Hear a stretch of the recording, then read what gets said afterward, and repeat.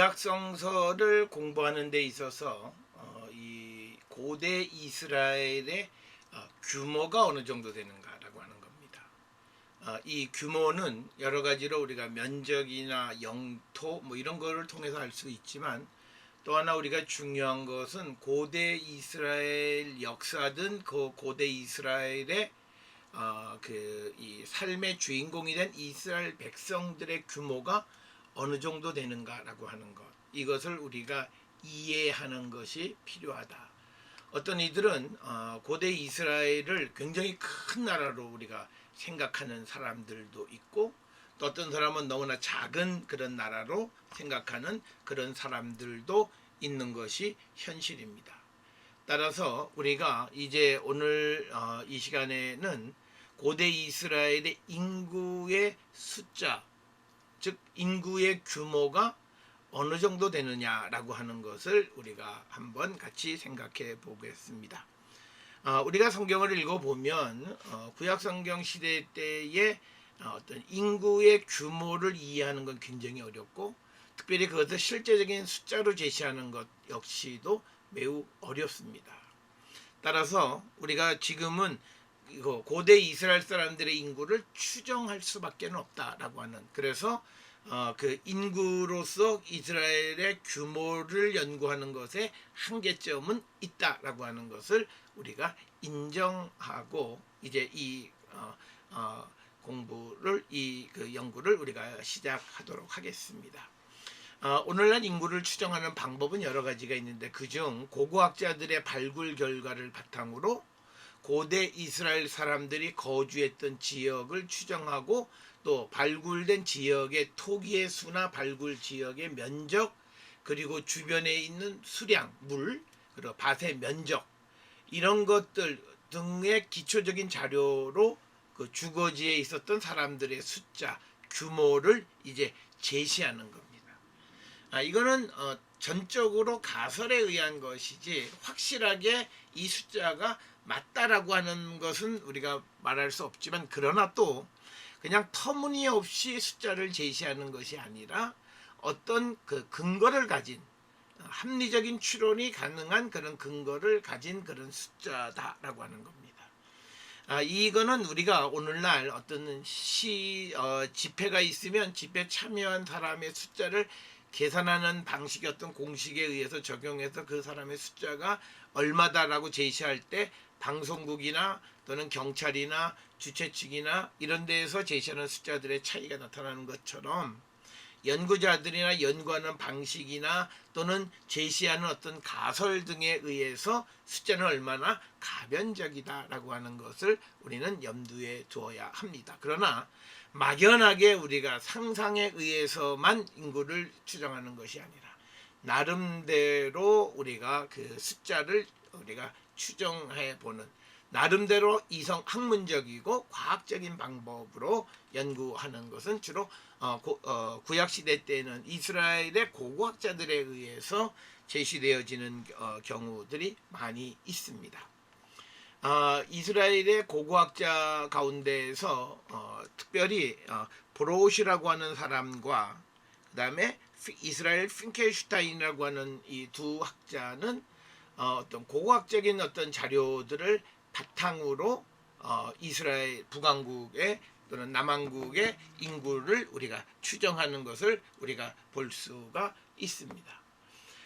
이들은 이 두남이라고 하는 어떤 그 면적 속에 몇 명이 거주하느냐라고 하는 그것을 통해서 이제 인구를 추정하는데, 결과부터 말씀을 드리면 고고학적으로 가장 학문적으로 받아들여지는 북왕국의 인구, 즉 북쪽 이스라엘의 인구는 35만 명, 반면에 남쪽의 유다의 인구는 11만 명. 그래서 두 나라의 수를 합해보면 대략 46만 명 정도. 그러니까 이 말은 뭐냐면, 구약성서 시대의 남북 이스라엘의 그 규모는 대략 50만 명이 안 되는 정도의 그런 사이즈에 의해서 이루어지는 역사고 그런 삶의 모습이다라고 하는 것, 이걸 우리가 분명하게 인지하셔야 된다라고 하는 겁니다.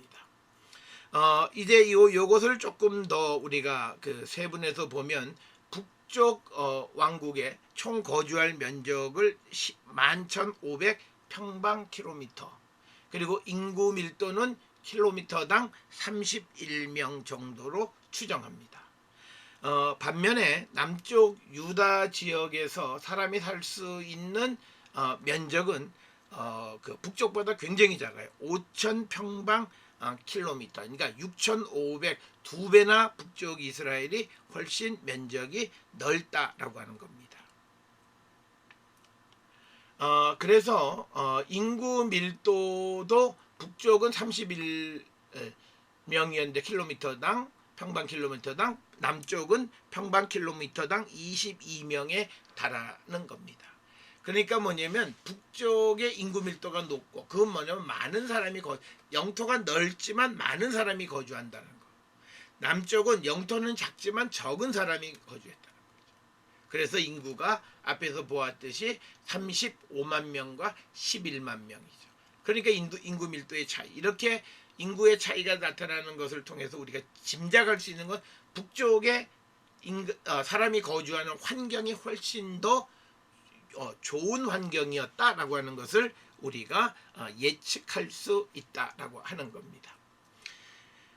자, 그 다음에 이제 두 왕국의 수도에 거주하는 사람의 비율이 이스라엘이 유다보다 높습니다. 예루살렘에 살고 있는 사람의 도시 집중률, 그러니까 그 사람의 밀도를 대략 6.8%, 전체 인구의 6.8% 정도입니다. 그러니까 7%가 안 된다라고 합니다. 그러니까 그러니까 10만 명의 1%면 그것이 이제 1,000명이죠. 그러니까 대략 예루살렘에 한 6.8%, 7.5%, 한 7,700, 8,000명이 안 되는 정도 인구가 사는 거고, 사마리아에는 4.3%가 거주한다라고 하는 겁니다.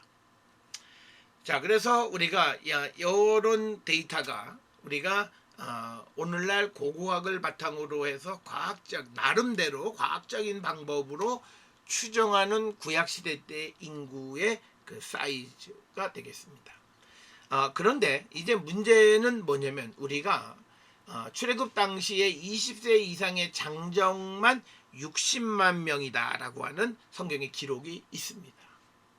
그래서 이것을 근거로 하면 출애굽 때 사람이 대략 한 200여만 명이다라고 우리가 추정할 수 있는데, 이것은 우리가 흔히 주석가들은 실제적인 인구 숫자는 아닐 거라고 우리가 보통 생각을 합니다.